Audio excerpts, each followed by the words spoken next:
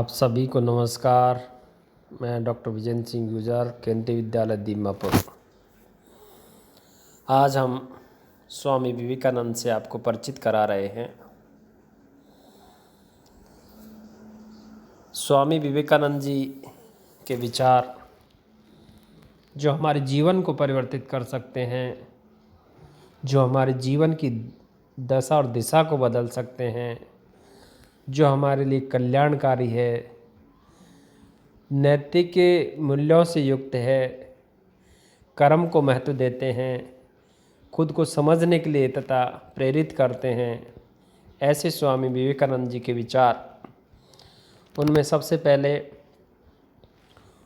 उठो मेरे शेरो, इस भ्रम को मिटा दो कि तुम निर्बल हो, तुम एक बार अमर आत्मा हो, स्वच्छंद जीव हो, धन्य हो, सनातन हो, तुम तत्व नहीं हो, ना ही शरीर हो, तत्व तुम्हारा सेवक है, तुम तत्व के सेवक नहीं हो।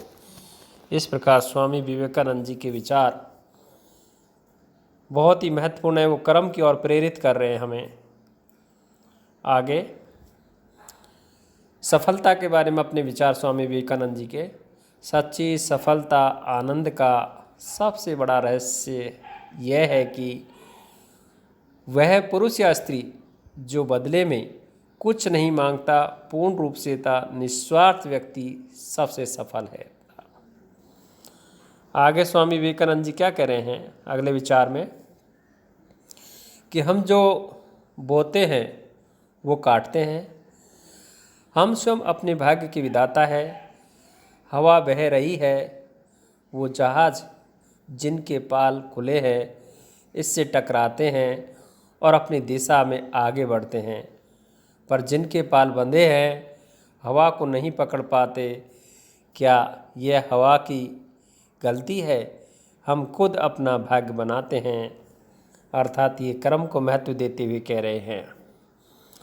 आगे स्वामी विवेकानंद जी कह रहे हैं अगले विचार में कि ब्रह्मांड की सारी शक्तियाँ पहले से हमारी है।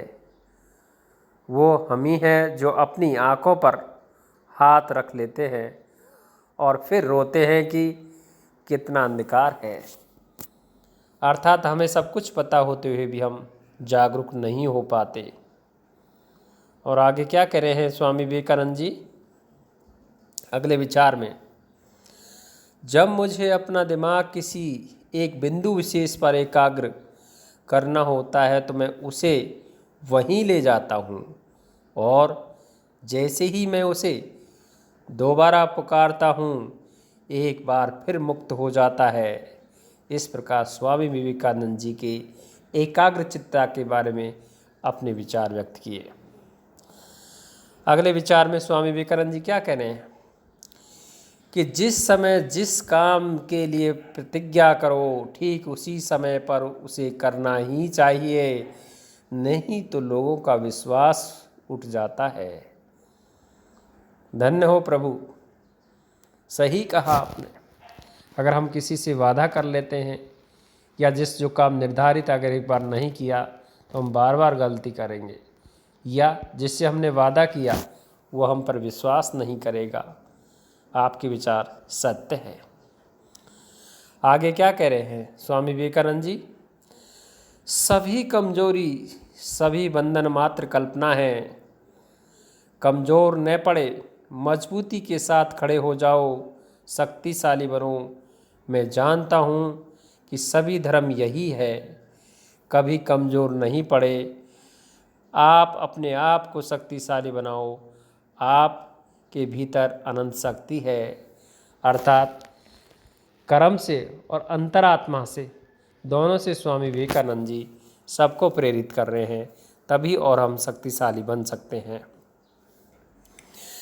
अगले विचार में स्वामी विवेकानंद जी क्या कहते हैं, आदमी बाहर से कैसा होता है वैसा ही जैसा भीतर से।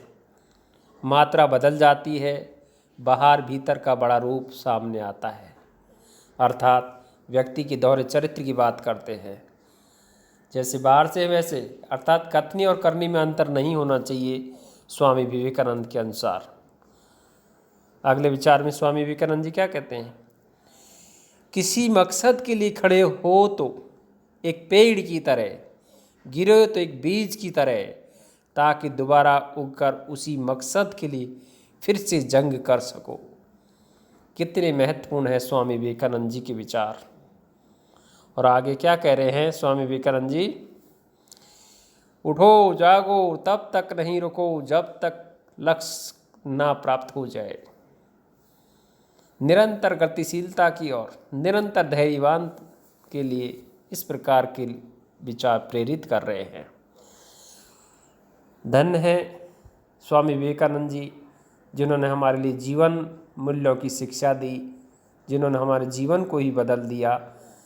धन्यवाद ऐसे विचारों को, धन्यवाद उन सुनने वालों को, धन्यवाद उन प्रेरित करने वालों को। और मैं यही अपनी वाणी को विराम देता हूँ।